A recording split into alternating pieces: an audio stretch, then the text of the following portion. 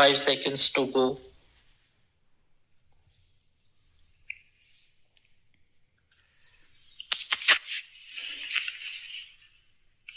Start. The annual budget is also an opportunity for the government to outline its priorities for the year to come. The priority of our government is clearly to provide additional resources for vulnerable sections, rural areas, and social and physical infrastructure creation.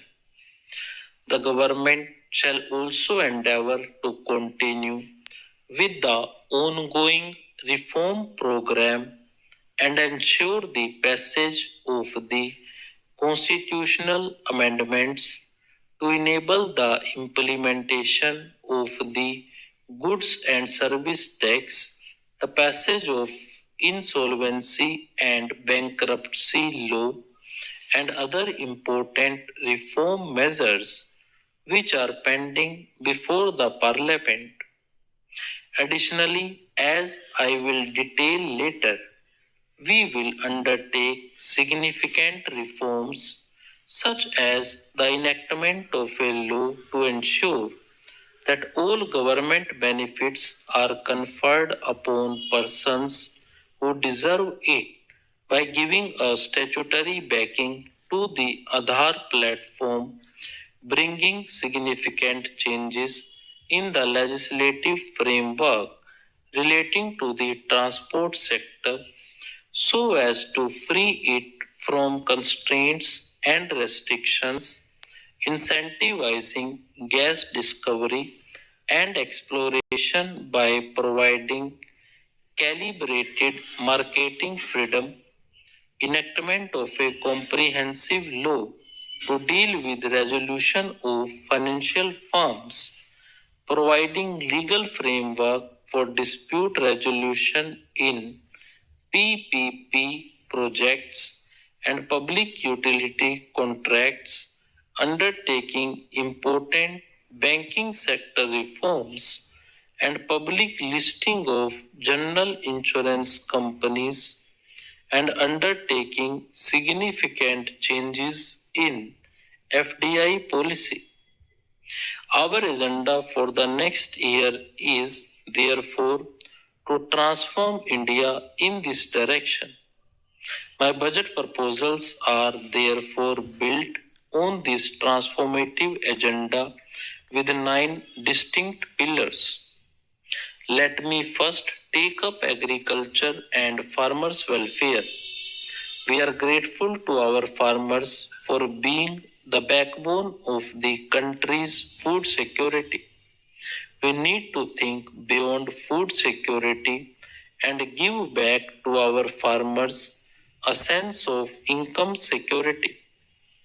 Government will therefore reorient its interventions in the farm and non-farm sectors to double the income of the farmers by 2022.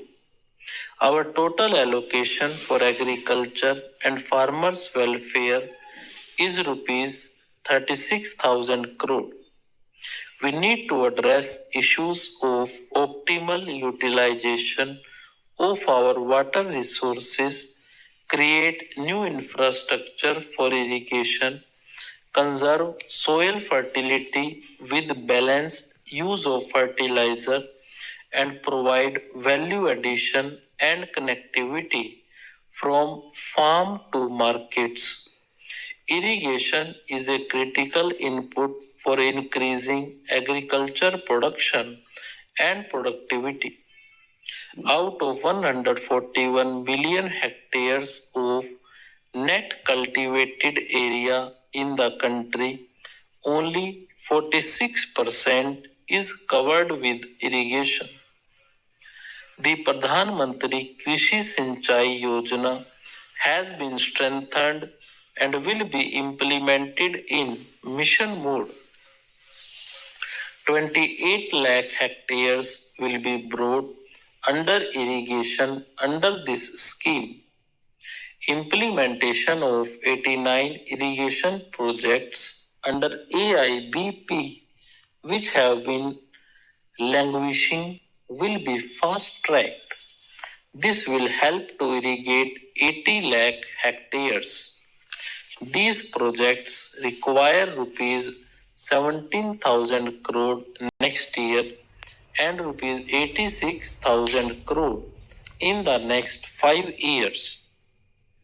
We will ensure that 23 of these projects are completed before this financial years.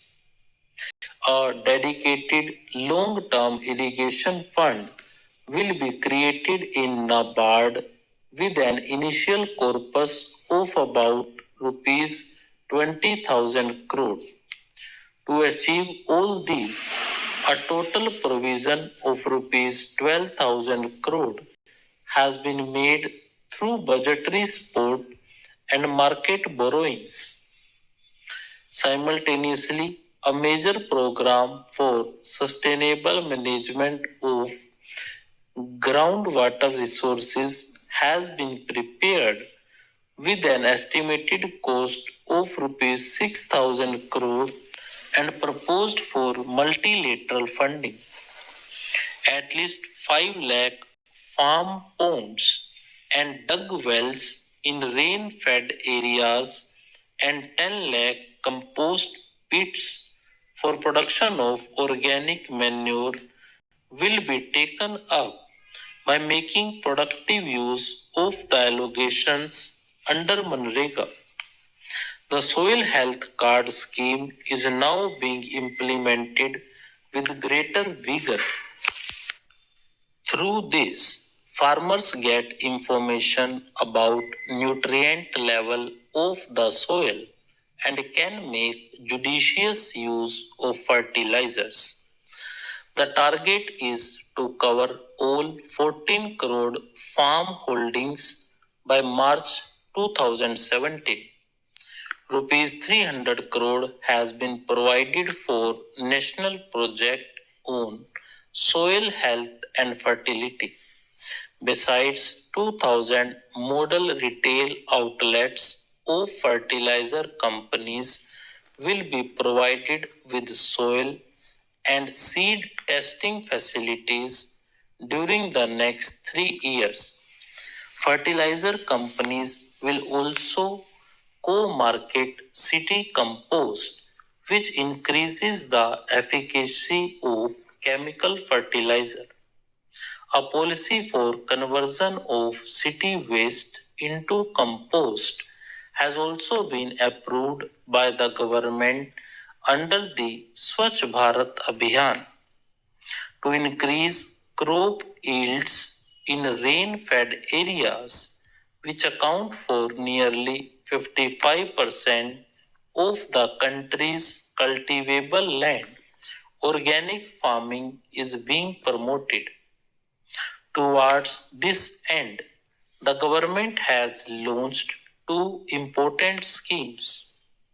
First, the Paramparagat Krishi Vikas Yojana, which will bring 5 lakh acres under organic farming over a 3-year period.